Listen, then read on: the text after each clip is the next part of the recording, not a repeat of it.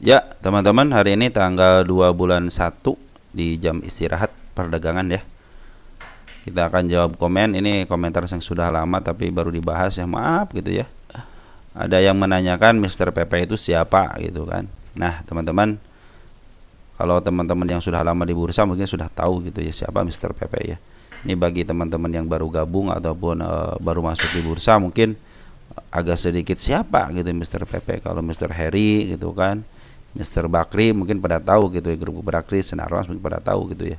Kalau Mr. Pepe kadang-kadang disebut inisialnya aja gitu kan, karena mungkin di kalangan orang-orang yang sudah lama di bursa sudah pada tahu gitu, makanya inisialnya suka disebut inisialnya aja gitu kan. Oke teman-teman, langsung aja ya, siapakah Mr. Pepe? Nah, inilah Mr. Pepe teman-teman ya. Prayogo Pangestu ya, Mr. Prayogo Pangestu. Nah, ini adalah emiten-emiten yang dimiliki oleh Bapak Pepe ya. Ada brand, ada TPIA, ada BRPT, ada Cuan, ada PTRO ya. Sebenarnya kalau GJCO masih dalam konfirmasi teman-teman ya. Nah, bagaimana sih perkembangan daripada saham-saham yang digawangi gitu ya sama Mr. Pepe ini? Kebanyakan kalau yang digawangi sama bandar istilahnya kalau di kalangan istilah kalangan trader ya udah pada tahu lah saham-saham seperti ini gitu ya. Yaitu biasanya ya saham-saham yang ada ketokohan, saya bilang gitu kan.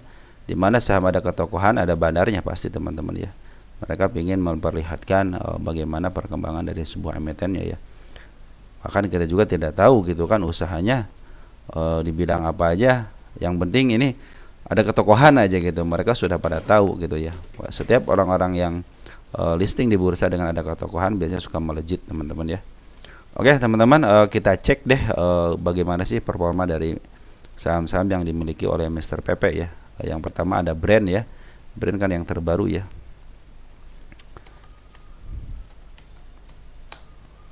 Nah, perhatikan untuk maksimalkan aja teman-teman ya. Mana ini maksimal?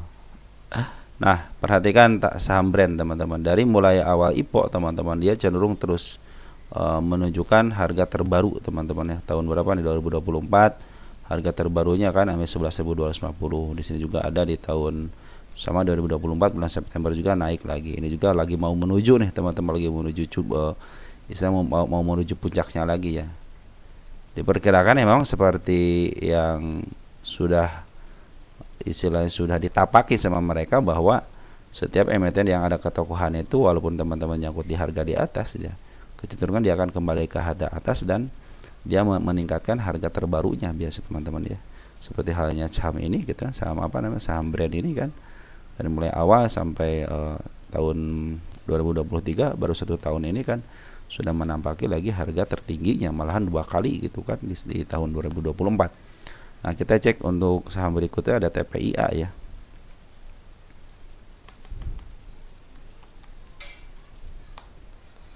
Perhatikan saham-saham TPIA ini juga. Tuh, lihat teman-teman, dia terus istilahnya mencapai harga pucuk-pucuknya, pucuk. Nah, ini sekarang lagi turun. Siapa tahu dia tuh kan malahan bisa ke 10.000 lagi ya teman-teman ya. Karena ini ada ketokohan dan ada bandarnya. Biasanya kalau yang saham-saham ketokohan seperti ini pasti dikuasain sama bandar teman-teman ya.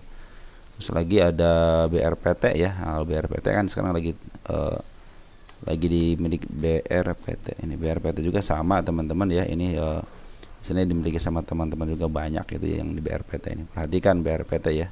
Tahun 2019 juga dia mencapai 1.400. Tahun 2000 berapa nih? Tahun 2023 juga 1.300. Lebih malah ya, berapa ini? 1.700, 1.100 agak itu sih. Sini apa namanya? Agak susah nih kalau di sini teman-teman ya.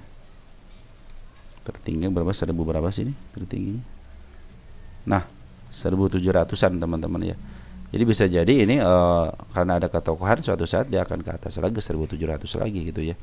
Sehingga kita bersahabat dengan waktu dan kecenderungan saham-saham yang dibandari ataupun ada ketokohannya cenderung dibawa ke bawah dulu, ke atasin lagi, gua ke bawah lagi, ke atasin lagi seperti itu. Kadang-kadang setiap tahunnya itu atau beberapa tahun sekali dia ya mencapai harga tertingginya gitu ya.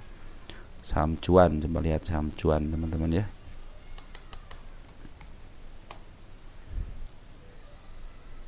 Maksimalkan. Nah, teman-teman, ini sedikit lagi mencapai harga pucuknya gitu ya. Tahun 2023 nih, 2024 memang tidak mencapai pucuk gitu, cuman sedikit lagi gitu kan. 11.000 ini berapa ini? 13.000. Ya pasti kembali lagi ke 13, minimal kembali ke 13.000. Dan suatu saat juga dia akan melewati harga tertinggi yang baru, biasa seperti itu teman-teman ya. Terus untuk ini apa cuan ya? PTRO ya. PTRO. Petrosi ini udah maksimal banget kalau Petrosi teman-teman ya. Lihat tuh, semuanya yang digawangi sama istilahnya ada tokoh dan ada bandarnya ya seperti ini teman-teman. Malahan PTRO ini kan mau stock split ya. Akan dibagi lagi sahamnya, nanti di bawah ke bawah lagi, nanti diangkat lagi ke atas. Targetnya kalau saham-saham ada bandar, ada ketokohan itu biasanya targetnya stock split teman-teman.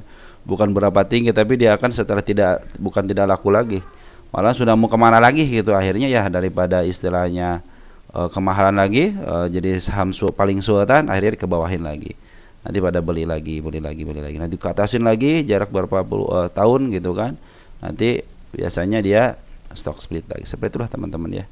Saham-saham yang cenderung emang di bandari ataupun ada ketokohannya.